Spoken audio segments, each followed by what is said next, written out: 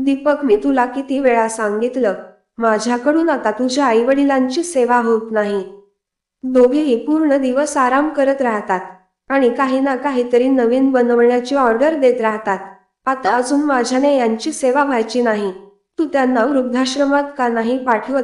सुधा चिडवतच पती दीपकला बोलली.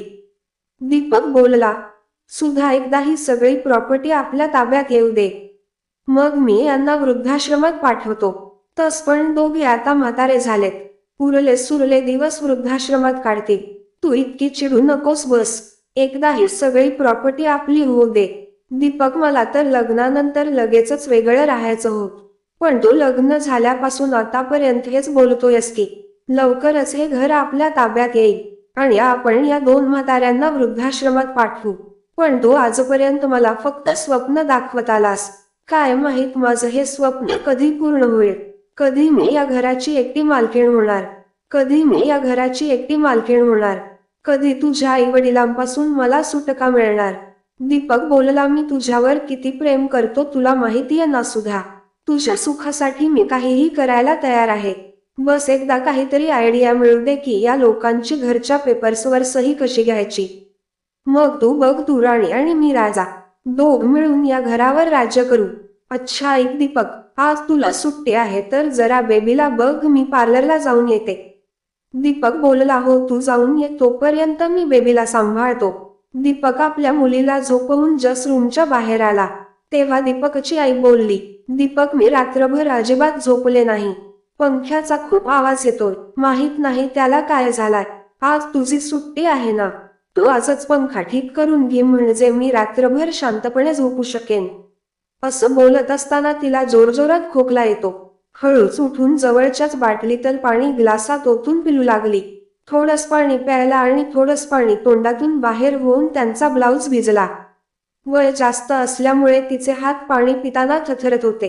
सुनबाईकडे गरम पाणी मागण्याची तिच्यात हिंमतच नव्हती, कारण सून सुद्धा सासू सासऱ्यांना फक्त झेलत होती. ती त्यांचं कुठलंच काम प्रेमाने करत नव्हती. तिचा पारा सतत चढलेलाच असायचा आणि जर सासू सासऱ्यांनी आपलं एक काम जर सुधाला सांगितलं तरी सुद्धा त्या दोघांवर रागाने लाल लाल व्हायची. आता तर ते दोघे सुनेला काही सांगायची हिंमतच करत नव्हते. दीपकची आई पाणी पिऊन बोलली, बेटा, माझा खोकला पण वाढतच चाललाय. त्या दिवशी मी तुला औषधांची चिठ्ठी दिली होती पण तू नाही घेऊन आलास. आज तुझी सुट्टी आहे, आज नाही म्हणू नकोस. माझ्या खोकल्यामुळे मला तर त्रास होतोच आहे, पण तुझ्या बाबांना पण हलकासा खोकला झाला आहे आणि तुला तर माहीतच आहे, त्यांना एकदा का खोकला झाला तर जवळजवळ महिना 2 महिने आराम पडत नाही. मग तुला आमच्या दोघांसाठी औषध आणावी लागतील, त्यामुळे आज नक्की घेऊन ये. दीपक रागातच बोलला, आई, ज्या दिवशी माझी सुट्टी असते त्याच दिवशी तुझी सगळी काम असतात.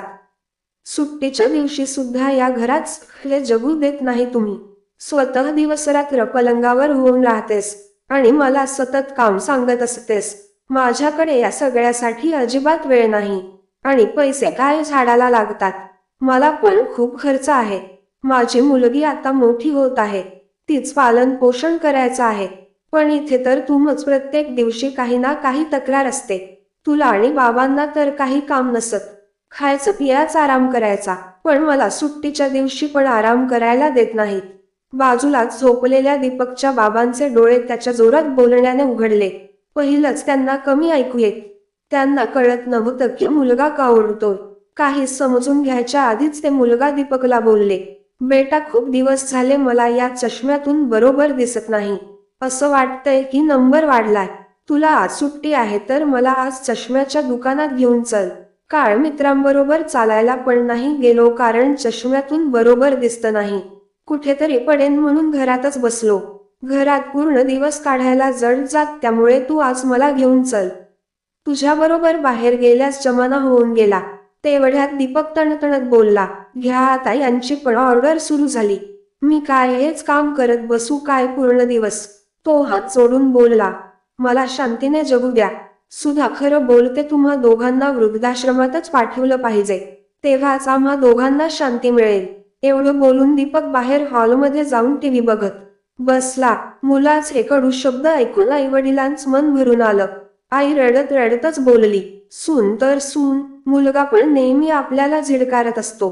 आता थोडे दिवस आधीच मी सुनबाईला बोलले होते, माझ्यासाठी थोडीशी खिचडी बनव, तर तिने राईचा पर्वत केला आणि बोलली, तुम्हा दोघा म्हाताऱ्यांना मी वृद्धाश्रमातच पाठवते. तिकडे सगळे तुमच्या ऑर्डर पूर्ण करतील. कमीत कमी मी आणि माझा नवरा तरी इकडे शांतीने राहू. आता तर प्रत्येक वेळी मुलगा आणि सून आपल्याला वृद्धाश्रमात पाठवण्याची धमकी द्यायला लागलेत. मी कंटाळले या आयुष्याला. देवाला किती नवस केले. तेव्हा कुठे दीपकचा जन्म झाला, पण तेव्हा कुठे माहीत होत की इतक्या वर्षानंतर मुलगा झाल्यावर आपल्याला हे दिवस दाखवेल. दीपकचे बाबा बोलले, हा त्या दिवशी आपलं घर किती आनंदाने भरून गेलं होत, आणि आज हाच मुलगा आपल्याला शब्दाशब्दाला सुनावत असतो. काय नाही केलं त्याच्यासाठी त्याच्या सगळ्या इच्छा पूर्ण केल्या, त्याचे सगळे लाड पुरवले, पण तो मात्र सगळं विसरला. यापेक्षा आपल्याला मूल नव्हतं तेच बरं होत. या आईवडिलांचा एकुलता एक मुलगा होता दीपक. लग्नानंतर 8 वर्षांनी खूप नवस सायास केल्यानंतर दीपकचा जन्म झाला. दीपकच्या वडिलांत छोटं रेशनच दुकान होत. ते खूप मेहनत करत असत आणि आई सुद्धा त्यांना मदत करत असे. दीपकला त्यांनी खूप लाडात वाढवलं. त्यांनी आपली सगळी जमापुंजी त्याच्या शिक्षणावर खर्च केली आणि त्याला से बनवलं. स्वतः कधी नवीन कपडे खरेदी केले नाहीत, पण दीपकला कधीच काही कमी पडू दिलं नाही. दीपकने CA झाल्यानंतर आपल्याच कंपनीतल्या सुधा बरोबर लव्ह मॅरेज केलं. सुधा पहिली एकत्र कुटुंबात राहायला तयार नव्हती, पण दीपकच्या लाख सांगण्यावरून सासूसाऱ्यांच्या घराच्या लालसेपोटी ती त्यांच्याबरोबर राहायला तयार झाली. दीपकने सुधाला खूप समजवलं की आपण वेगळे राहिलो तर आपल्याला भाड्याच्या घरात राहावं लागेल आणि पैसे फालतू मध्ये खर्च होतील. त्यापेक्षा तो थोडे दिवस माझ्या आईवडिलांना झेल. ते दोघेही आईवडिलांना वृद्धाश्रमात पाठवणार होते, पण अजूनही घर दीपकच्या वडिलांच्या नावावर होत. त्यामुळे नाईलाजाने ते त्यांच्या बरोबर राहत होते. अजूनपर्यंत त्या दोघांनाही घर आपल्या नावावर करण्याची संधी मिळाली नव्हती, म्हणूनच ते आपला सगळा राग आईवडिलांवर काढत होते. सुधाने कधीच आपल्या सासू सासऱ्यांची इज्जत केली नव्हती.